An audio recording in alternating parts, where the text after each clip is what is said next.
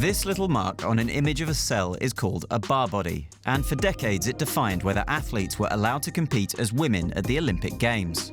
Only people with more than one X chromosome have them, and from the 1960s to the 90s, sports organizations tested every athlete who wanted to compete as a woman for the presence of these bar bodies.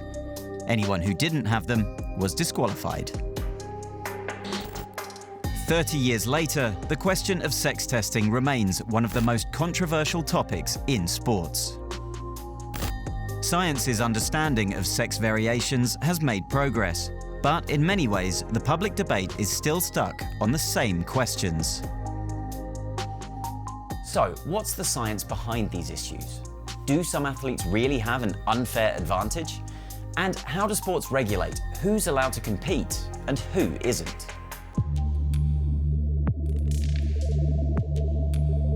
Firstly, it's important to say we are not talking about trans people. These athletes are what is most commonly referred to as intersex, although some reject that term. The International Olympic Committee uses the phrase sex variations. Other common terms are variations of sex characteristics and differences in sex development, or DSD. So, what do all of those mean? Difference in sex development is really a broad umbrella term that includes many different conditions, I suppose you could call them, or many different characteristics. They all revolve around the way someone's body develops, right from, not even that long after conception. What this describes is a group of medical conditions where someone's reproductive system doesn't develop in a typical pattern for either males or females. There are many different types of sex variations, and most of them categorically do not give any measurable advantage when it comes to competing in sports, but some have become the subject of debate. That's because people who present externally as women can have male biological markers, like XY chromosomes, high testosterone levels, and internal testes. All of which leads to the question of whether those people gain physical advantages male athletes have over female athletes. Sport isn't about genitalia, it's about muscle mass and skeleton and hemoglobin levels and things like that. You have a child growing up with female on their birth certificate, and perhaps they look very female in adulthood, and maybe they're socialized as female and, that kind of thing. But what happens then at puberty is that you get this big surge of male development. Especially from puberty, sex hormones play a major role in forming our bodies. In males, testosterone drives a number of physical changes. There are body changes, increase in height, increase in muscle mass, particular aspects of the skeleton, such as the width of the shoulders, that increases. All that is driven by the testosterone. And there are hundreds and hundreds of things that are advantageous in sport to do with being male. We talk about height, muscle, hearts, right? But actually there are hundreds, if not thousands, of differences down to really small minutiae. This is why many sports are divided into male and female categories. But it's not as simple as saying high testosterone levels will always lead to a physical advantage. Even if someone has XY chromosomes, an SRY gene, and testes that make testosterone, so that's a condition that I'm going to describe called complete androgen insensitivity syndrome. You can have all those things. If you don't respond to that testosterone like a healthy male would, because you have a problem with reading that signal, then you don't develop this rest of body male development. So restrictions for athletes with variations in sex characteristics will naturally require extensive testing. This panacea, this idea that suddenly you do one test for testosterone and that sorts everything out, not the case, I'm afraid. The case of Caster Semenya brought these issues to light. The South African middle distance runner shot to fame at the 2009 World Championships.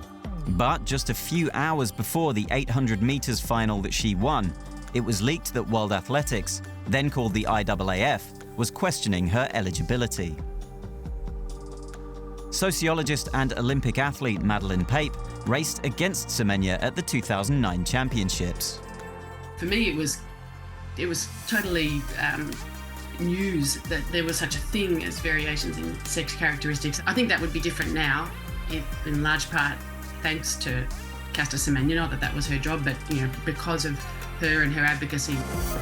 The event proved to be the start of a long, painful journey for Semenya, in which her right to compete as a woman was repeatedly questioned and eventually denied. Semenya has a condition called 5ARD. She has XY chromosomes and internal testes that produce testosterone. But she also has a vagina and has always identified and officially been recognized as a woman.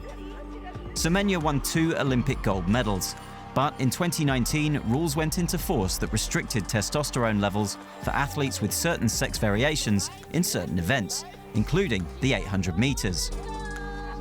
Athletics chief Sebastian Coe said the new rules were necessary to protect women's sport. The core value for the IAAF is the empowerment of girls and women through athletics. The regulations that we are introducing are there to protect the sanctity of fair and open competition. Semenya launched legal action against the restrictions and took her case to the Court of Arbitration for Sport. The court agreed that the rules were discriminatory, but said that was necessary to preserve the integrity of women's athletics. Still, Semenya kept up her struggle. It's no longer about me fighting to compete. It's about fighting for what is right, fighting for the upcoming generation, because there are a lot of kids that are affected by the same ruling, you understand? So for me, like I said, this battle will not finish now. We'll fight till the end. As an Olympian, Pape feels there are far bigger issues when it comes to empowering women in sport. There's a whole lot of male dominance that hasn't been fixed yet in many sports, with huge consequences for women as athletes and leaders, etc. I think it becomes a distraction to focus on this tiny minority of athletes as though they are the true frontier of gender equity work in sport. So, what are the rules for athletes like Semenya now? At World Athletics, which runs track and field events globally, there are 4 steps to regulating sex variations. If a female athlete has sex variations that affect the reproductive organs, high testosterone levels, and sensitivity to that testosterone, they must reduce their levels for 24 months before they can compete. But other organizations are much stricter. For example, the International Boxing Association, which previously ran boxing events at the Olympics. They base sex entirely on chromosomes. And it's those rules that kick-started the big controversy at the Paris Olympic Games. In 2023, Imane Khelif and Lin Yu-ting were disqualified from the IBA World Championships following unspecified eligibility tests. After Khelif beat Angela Carini at the 2024 Olympics, speculation over the tests and Khelif herself went into overdrive on social media. So why were Imane Khelif and Lin Yu-ting able to compete at the Games, but not at IBA events? Firstly, we know very little about either athlete's situation. It has never been publicly confirmed that either has intersex variations. Secondly, it was the International Olympic Committee, not the IBA, that ran boxing events at the Paris Games. The IOC does not currently have rules regarding sex eligibility, as most events are governed by federations. Instead, the IOC has a framework to advise those federations, which is focused primarily on inclusion. Among other things, it states, no athlete should be subject to targeted testing because of, or aimed at determining, their sex, gender identity, and/or sex variations. The IOC came under fire as Khelif and Yu-ting won gold medals, including from high-profile figures. Penso che bisogna fare attenzione nel tentativo di non discriminare a discriminare. Perché io sono anni che tento di spiegare che alcune, tesi portate all'estremo rischiano di impattare soprattutto sui diritti delle donne. The IOC defended its stance. What we see now is that some want to own the definition of who is a woman. I can only invite them to come up with a scientific based, a new definition of who is a woman, And how can somebody being born, raised, competed and having a passport as a woman cannot be considered a woman? This is a relatively new approach from the IOC, as for decades gender testing was performed as standard for the Olympics. Federations enforced testing, initially aimed at catching men pretending to be women, by making female athletes disrobe in front of doctors, a practice which became known as a nude parade. Understandably, many found the process humiliating. From the 1960s to the 1990s, sporting bodies performed chromosome bar body tests from cheek swabs. The practice was discredited by the late 1980s, as, among other things, it failed to take insensitivity to testosterone into account. Although chromosome tests were still carried out as late as the 1996 Olympics. I hope we're all agreed that we're not calling for people to go back to the bad old days of sex testing, I think, which was a terrible, terrible thing to do, and I'm sure we all agree that that is not the way forward. So how solid is the evidence that some athletes with these variations actually have a competitive advantage over other women? Scientists are divided. I would exclude athletes with 5ARD from the female category. They have acquired, as far as we can tell, full male advantage, and that's something that is excluded from the female category of sport. The data then are very scarce about whether someone with 5ARD is benefiting from the testosterone they have, which might be in a typical male range. So probably they are having some advantage compared to other girls or women. That is probably true. Whether they are having the what you might call a full male advantage in quotation marks is debatable. I want to know, are these women actually off the scale in terms of what we see already in the women's category? And if they're within the scale, if they're within the range of what we accept, then to me, that's the only evidence we need. So, are they off the scale? Supporters of restrictions often point to an event involving Semenya, the women's 800 metres final at the Rio Olympics in 2016. All three of the medalists had intersex variations, including XY chromosomes and testosterone levels above typical readings for women. None of them would be able to compete by the current rules without taking testosterone suppressants. But is this the smoking gun it may appear to be? At the 2020 Tokyo Olympic Games, the women who medalled ran faster. In 2021, each of the medalists ran quicker than their 2016 counterparts, despite the rules being tightened in that period. This does not prove that the 2016 medalists had no advantage over other competitors, but it does show that any advantage did not put them beyond the limits of elite female performance. For some reason, these women who have intersex variations are not allowed to perform like other women. We don't have scientific consensus on whether or to what extent some athletes have an unfair competitive advantage. But the effects of restrictions on athletes are clearer. Firstly, through the testing itself.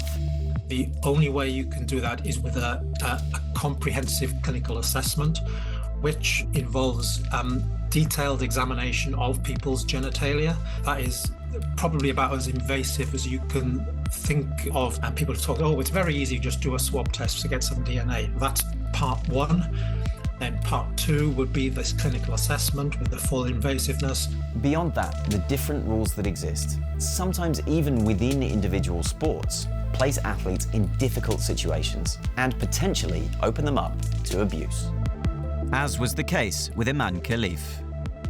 أنا نوجه رسالتي لكامل شعوب العالم أنهم يكونوا متمسكين بالمبادئ الأولمبية حسب الميثاق الأولمبي وابتعاد عن التنمر على جميع الرياضيين لأنه هذا الشيء يأثر ويأثر كثير وكثير قادر يدمر ناس حتى يقتل تفكير وذهن ناس ويفرق شعوب.